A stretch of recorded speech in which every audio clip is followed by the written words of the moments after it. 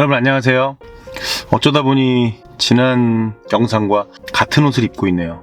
죄송합니다. 지난 영상에서 JTBC 서울엔 우리 집이 없다에 나오는 김포 만수르 하우스를 리뷰해봤습니다. 오늘은 두 번째 시간으로 서울엔 우리 집이 없다에 출연한 어떤 한 건축가의 주택을 리뷰를 해볼 건데요. 그냥 해당 주택 안에서 매우 인상적이고 주택을 짓는 분들에게 조금이나마 유용한 정보를 좀 드리기 위함이니 좀 그 점 참고 바라겠습니다. 오늘 리뷰해볼 집은 JMY 아키텍츠 대표 윤재민 소장님의 댁입니다. 그게 누구냐고 질문하는 분들이 계실 것 같아서 제주 신화월드 아시죠? 제주 신화월드에 있는 언타이틀 2017, 즉 GD 카페로 유명한 바로 이곳을 설계한 분인데요. 하늘에서 보면 G와 D가 한데 어울려 섞여 있는 것을 형상화하셨다고 방송에서 이야기하시더라고요. 내부를 살펴보면 더 좋습니다. 아무튼 이분의 양력을 말씀드리면 파리 라빌레트 국립건축대학에서 학사 및 석사 취득을 하셨고 현재 JMY 아키텍츠 대표로 활동하고 계십니다. 이른바 네임드 건축가죠. 윤재민 소장님의 포트폴리오는 이렇게 확인이 가능하겠습니다. 이 포트폴리오에 나타난 다양한 작품들을 보면 뭔가 기하학적이지만 공학적인 계산하에 지어진 것 같은 다양한 건축물을 만날 수 있는데요. 건축가의 시그니처가 있어요. 이 색깔이란 게 있고 포트폴리오에 등장한 건축물들의 모습을 살펴보면 좀 공통된 느낌을 찾을 수 있을 겁니다. 설계사님을 선택할 때 설계사님과의 대화의 중요성은 제가 매 영상 때마다 강조하지만 건축가의 작품이 지닌 공통점, 형태와 색깔이 나에게 적합한지를 반드시 좀 체크를 하고 가시는 것도 아주 좋습니다. 참고로 일상건축 소장님께서는 제가 느끼기에는 이 박공이 주는 이 지붕 형태 있죠? 이 주는 안정감이 건축가님의 시그니처가 아닐까 싶습니다. 이렇게 몇 가지를 보시면 분명히 그 건축가의 색깔이 있어요. 오늘 윤재민 소장님의 댁을 리뷰하면서 역시 명불허전이다. 본인의 집을 소개함에 있어서 본인의 색깔은 당연히 녹아 있고요. 기능적인 부분에 대해서도 한치의 주저없이 자신감 있게 인터뷰하시는 모습을 보고 든 생각입니다. 역시 명불허전이다. 이 집을 보면서 느꼈던 부분 본격적으로 리뷰해보겠습니다. 첫 번째, 공간 활용 부분이었어요. 서울엔 우리 집이 없다의 본 방송을 보시면 MC가 처음 집에 진입하며 답답하다는 느낌을 받는다라고 표현합니다. 그도 그럴 수밖에 없는 게 우리가 아파트 생활을 하면 일반적으로 문을 열면 거실이 보이죠. 그 다음 소파가 있고 TV가 있는 게 일반적인 가정의 모습일 겁니다. 그 부분을 공간 분할을 해가지고 복도식으로 변환시켰기 때문인데요. 바로 이 부분이죠. 저의 시선을 잡아끈 부분은 이 가변형 벽체였습니다. 특히 이 거실 부분은 어떨 때는 거실, 또 어떨 때는 놀이 공간, 또 손님이 오셨다면 게스트룸으로 아주 변화가 가능했고요. 공간적인 이 변화 자체가 매우 신기하기도 했고 매우 눈에 띄었거든요. 이 거실에서 주방 쪽으로 바라보는 시야인데 본연의 거실 기능에 충실하며 미닫이 벽체를 모두 열었을 때는 주방에서 거실로 이어지는 시원한 개방감을 느낄 수 있게 설계하셨다는 부분을 볼 수 있겠습니다. 지난번 김포 만수르하우스에서 2층 침실부의 가변형 벽체에 대해서도 이야기한 적이 있는데 이 댁은 집의 중심에 가변형 벽체를 둔 점 또한 건축가의 센스를 엿볼 수 있는 부분이기도 했고요. 이런 여닫이의 장점은 미닫이가 주는 공간 활용의 단점, 즉 예를 들면 방문을 열 때 여는 각도, 여는 부분에 침대나 다른 대상이 있으면 다 열리지 않죠. 그만큼 문이 열리는 이 각도만큼은 무엇을 놓으면 안 되겠죠. 공간의 비효율을 좀 단점을 극복할 수 있는 장점이 있겠고요. 혹시 아이를 키우는 분이라면 갓난아기가 있다면 혹시나 손이 끼면 어쩌나 하는 조금의 불안감도 있을 겁니다. 이 부분은 건축주의 어떤 현재 생활 상태 그리고 판단이 중요할 것으로 판단됩니다. 두 번째 좀 알아볼 부분은 발코니 확장이었는데요. 구축 아파트다 보니까 발코니가 당연히 있겠죠. 발코니 확장과 관련해서 당연한 선택이었다라고 저는 생각을 합니다. 제가 말씀드리고 싶은 부분은 테라스, 발코니, 베란다의 차이에 대해 명확히 알자라는 거예요. 왜냐하면 그 이유가 있습니다. 건축을 할 때 자주 맞이하는 상황 때문인데요. 특히 이 업자분들과 이야기를 할 때 용어에 대한 정의는 굉장히 중요합니다. 그 분들이 이야기를 나누는 과정, 특히 공정에 대한 내용 중 자주 등장하는 건축 용어들은 이해하기 어려워요. 계속적으로 말을 끊고 여쭤보기도 애매하고요. 그냥 끄덕이곤 있지만 그 맥락 안에서 이해하는 게 대부분입니다. 누군가에게는 기본적인 지식이지만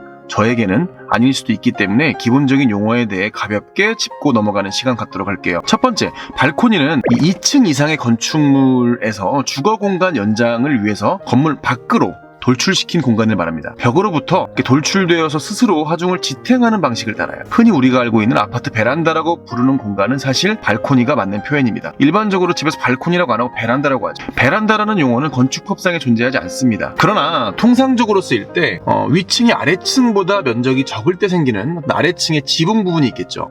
위층은 이만하고 아래층은 이만하다면 사이드 남는 부분이 있지 않겠습니까? 이 부분을 활용한 거죠. 끝으로 테라스입니다. 최근 이렇게 테라스를 둔 아파트들이 신규 분양을 하고 있죠. 좀 라이프 스타일이 변화하면서 이는 1층 또는 단층 정원의 일부를 쌓아 올린 공간이라고 생각하시면 될 것 같고요.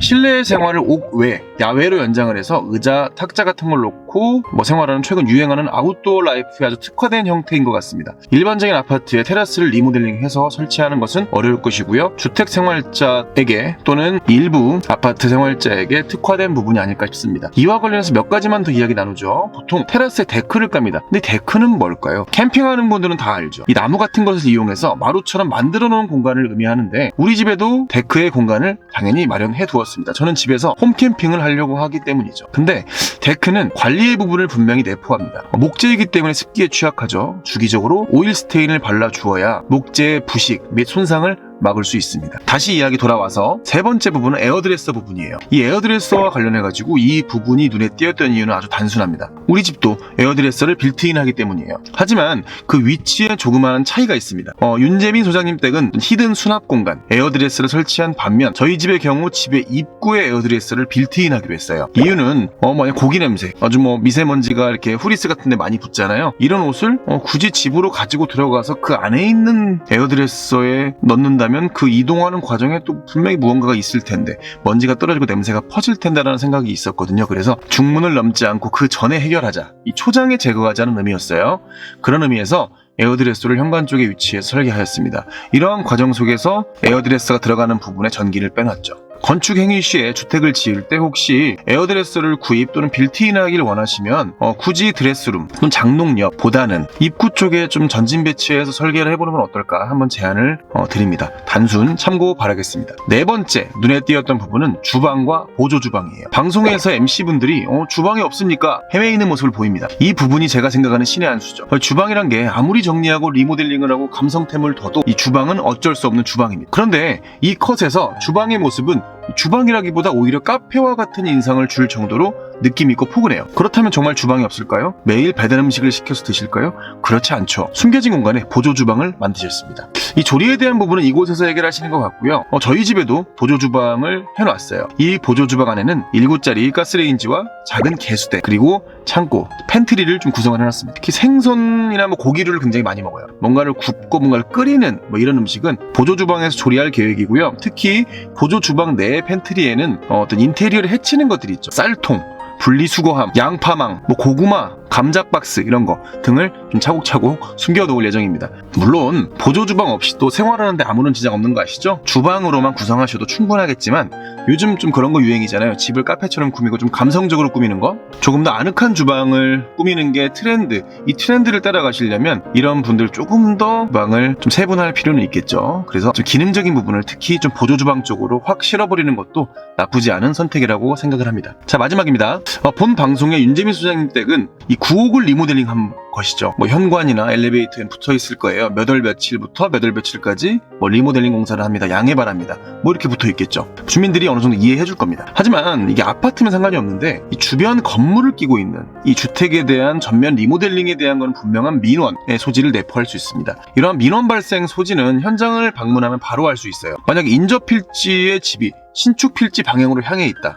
우리 집 공사 현장이 다른 집 발코니와 연결되어 있다. 큰 창과 연결되어 있다면 무조건적인 민원의 화약고라고 봐야 합니다. 그럴 수밖에 없는 것이 공사 진행 중에 발생하는 소음, 진동, 먼지 이런 게 좋을 순 없죠. 일상생활이 힘들 수밖에 없는 부분입니다. 사실 이런 부분이 개인 대 개인이라면 좀 민원의 해결이 부드럽겠지만 예를 들어 골목이 굉장히 좁은 곳인데 공사 차량이 드나들기에 아주 곤란한 경우가 있겠죠. 이런 부분에는 그 도로를 함께 사용하는 이 골목을 함께 사용하는 개인이 모여서 집단 민원의 소지가 있다는 것도 체크하셔야 됩니다. 또 좀 더 군중 심리가 발동되면 대표자가 생길 것이고 좀 더 과격해질 것이고 전문적으로 변할 거거든요. 이와 관련해 가지고 요즘 민원 브로커 이런 분들도 있어 가지고 공사 현장 주변에 접근해서 집단 민원 제기하고 또 보상 받아내는 그러한 업을 하시는 분도 계시다고 하더라고요. 이런 상황을 마주하면 공기는 공기대로 길어지고요. 공사비는 올라갈 겁니다. 좀 서울 경기 지역 밀집 지역에서 아파트가 아닌 구옥을 철거한 후에 주택을 지으시는 분들은 만약 택지를 구입하시기 전에 구옥을 구입하시기 전에 이 주변과의 관계를 원만히 이끌어 나가는 것에 대한 충분한 고민이 뒷받침이 된 상태에서 그 위치를 정하시는 게 전 좋다고 생각을 합니다. 너무도 많은 민원의 소지가 있는 곳을 선택하면 이 집 짓다가 정말 10년, 20년 늙는 거죠. 오늘 리뷰는 여기까지인데요. 늘 말씀드리지만 저는 업자가 아닙니다. 그러나 방송을 보며 느낀 여러 가지 부분에 대해 여러분과 이야기 나누며 기초 지식과 해당 건축물에 대한 인상적인 부분에 대해서 리뷰하는 시간을 갖는 단순한 행위를 할 뿐입니다. 부디 이 영상이 주택을 지으시는 분들에게 좀 조그만한 도움이 되면 좋겠습니다.